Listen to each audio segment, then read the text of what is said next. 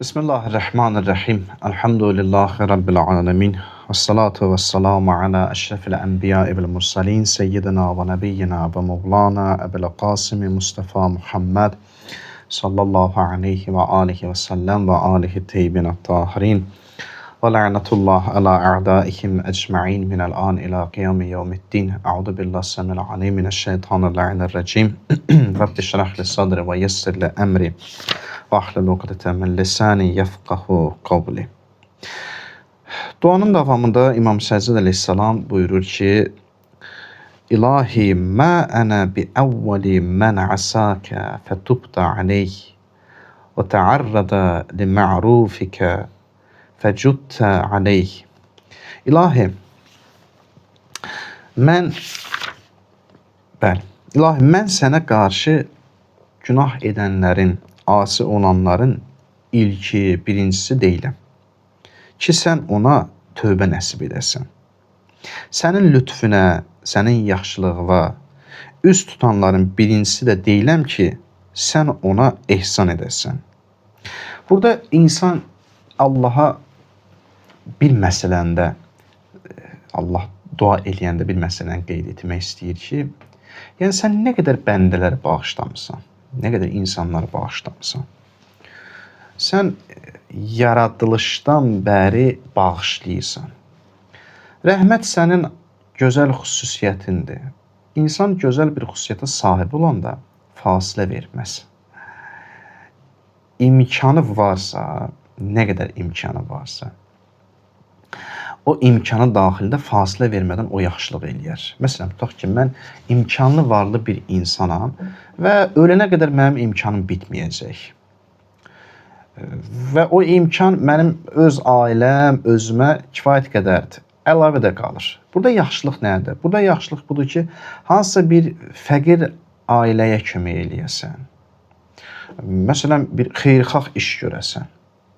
Bu xeyirxah işi görmək fasiləsiz insan onu eləyər. Əgər xeyirxah işsə fasiləsiz eləməlidir.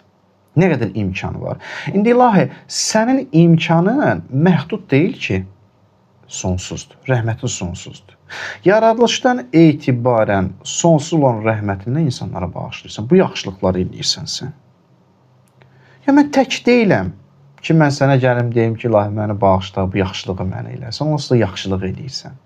İnsan sanki gəlir yenə o Allahın o gözəl olan sirrini açır və indi İmam Səccadın dili ilə də təbii ki, demək istəyir ki, ilahi mən bilirəm ki, mən tək deyiləm. Bilirəm ki, məndən öncə nə qədər insanları sən əfv eləmişsən, nə qədər insanları bağışlamısan.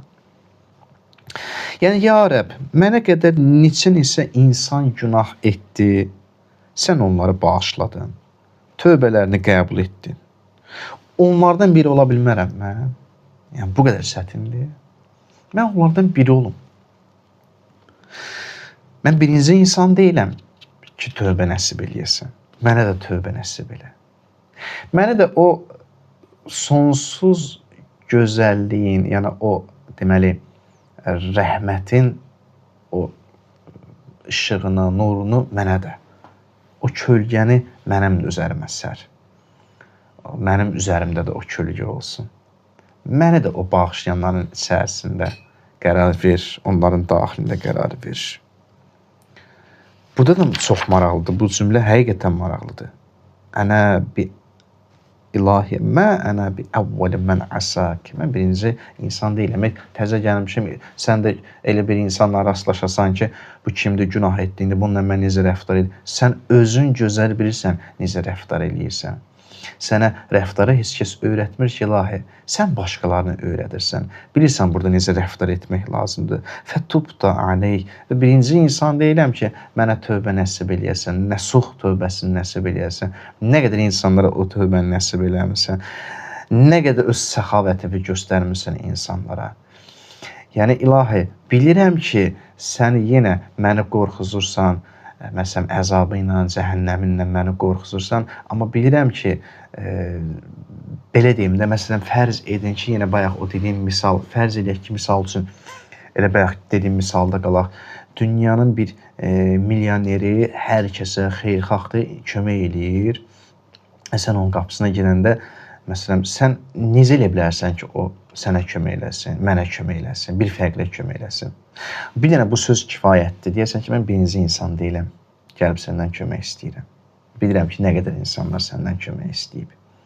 Birinci insan deyiləm. Və birinci insan deyiləm ki, mənə sən kömək eləyəsən, nə qədər insanlara kömək eləmirsən. Yəni, demək istəyir ki, bu sənin imkanındadır. Sən sevirsən bu işi. Sənin imkanındadır. İmkandan xaric deyil. Sən bunu bacarırsan. Bunu eləmisənsə, onlardan biri də mən olum da. Mənim də ehtiyacım var. İndi ilahi gəlmişəm ki, məni bağışlayırsan. Mən birinci insan deyiləm ki, məni bağışlayırsan. Nə qədər insanlara bağışlamısan. Birinci insan deyiləm. Mən gəlmişəm bura, məni də onların sırasına qatasan. Və mən birinci insan deyiləm ki, lütfünü mənə şamil edəsən, mənə ehsan edəsən, mənə yaxşılıq edəsən. Bu cümlə həm də iki şey xatırladır insana. Birincisi budur ki, insanda olan ümidsizliyi tamamilə qırır.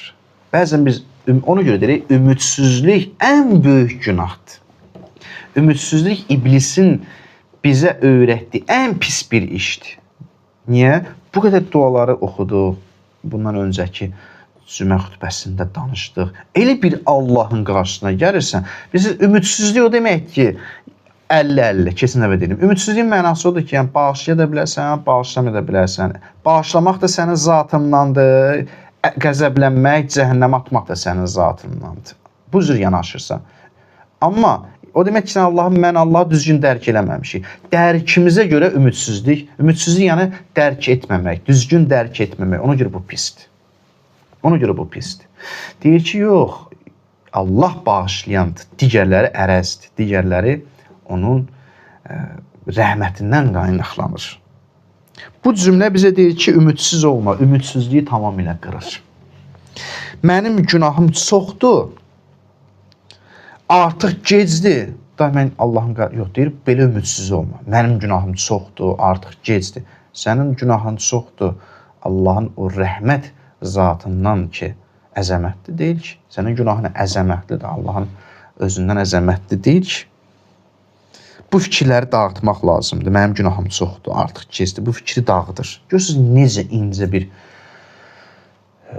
insana hal yaradır ki, bu halla Allahın qarşısına gəl, bu halla gəlsən.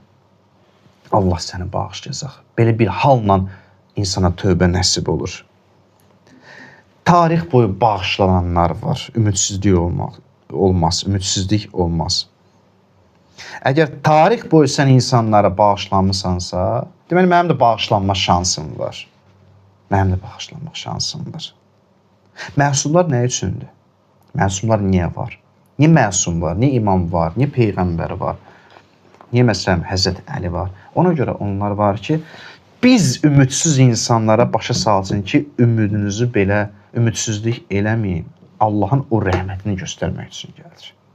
Yəni onlar o Allahın rəhmətini, həqiqətini göstərmək üçün var. Yəni onlar olmazsa biz yenə dərk eləməyəcəyik, ümidsizliyə qapanacaq. Onlar gəlirlər bizim o ümidsizliyimi qırsınlar. Ümidsizliyimizi qırmağa gəliblər. Onu qırmaq üçün gəliblər ki, yəni bəsdir də, nə qədər ümidsizlik olar. Ümidsizliyin özü böyük bir günahdır. Ümidsizlik Allahı dəyişməkdir. Ümidsizlik odur ki, yəni mən Allahı dəyişirəm, mən Allahı bu cür qəbul edirəm, mən Allahın zatına müdaxilə eləməkdir. Deyir, Allahın zatı barəsində qətiyyən düşünməyin. Çünki bəşərin ağlı ora girə bilməz. Ümidsizlik də nədir? Ümidsizliyin mənası odur ki, sən Allahın zatı barəsində düşündün və onun zatını dəyişdin, dəyişkənlik etdin.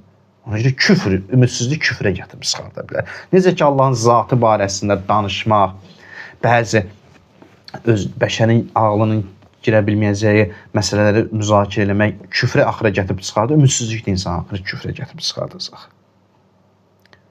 Və ikinci bir şey də budur ki, Allaha adətini xatırladır.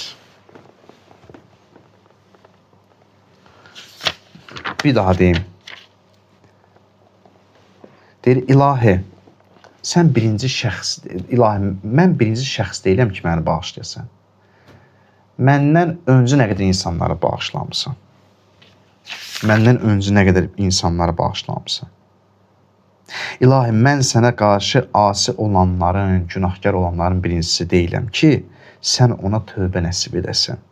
Sənin lütfünə üz tutanların birincisi də deyiləm ki, sən ona ehsan edəsən. Nəyə xatırladır? Yəni Allahın o adətini xatırladır bəndə. Demək istəyir ki, ilahi, sənin bir adətin var. Sənin bir işin var, bağışlamaq. Bu sənin adətindir. Bağışlamaq sənin adətindir. Sən heç kəsi əli boş qaytarmamısan. Onu mənə də qaytarma. Nə qədər məndən öncə insanları bağışlamısan, nə qədər onlara lütf eləmisən. Niyə? Çünki bu sənin adətindir. Allahsan. Allahın adəti budur ki, bağışlayır. İnsanı bağışlayır. Bəndə də gəlir Allahın adətini ona məcazi desək, xatırlamaqla, yada salmaqla Allaha demək istəyir ki, sənin adətin o da bağışlamaqdır. Bununla sanki Allaha demək istəyir ki, bax, mənə də bağışlamalısan. Mənə də bağışla. Sənin adətin bağışlamaqdırsa, onu da mənə də bağışla.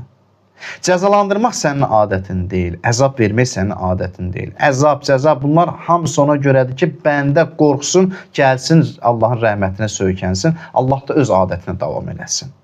Cəzalandırmaq olmasa, bu belə qorxuzmaq, bəndəni çəkindirmək olmasa, bəndə Allahın adətinə üst tutmaz.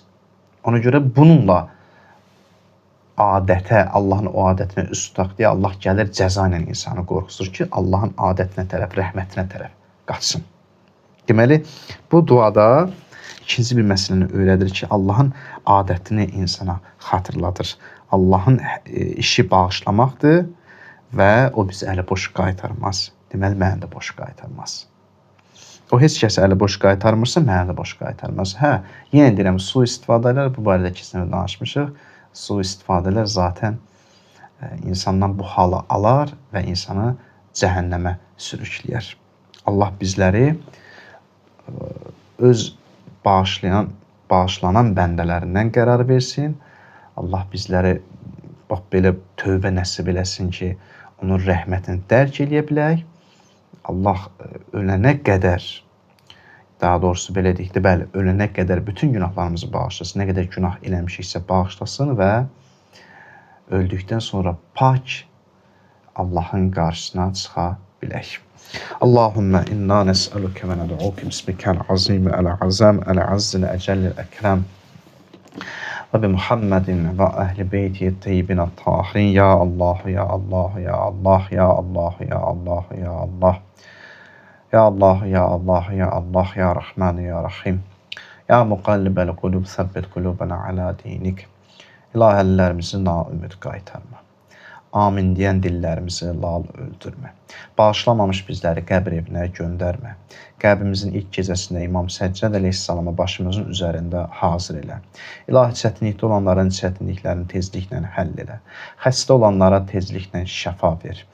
İlahi, şəhidlərimizi Kərbəla şəhidləri ilə məşhur elə. İlahi, qazilərimizə tezliklə şəfa ver. Onların valideynlərinə səbir inayət elə. Dünyanın hər yerindəki müsəlmanlara, körpə uşaqlara zülm edirlər, zəlil məhv nabud elə.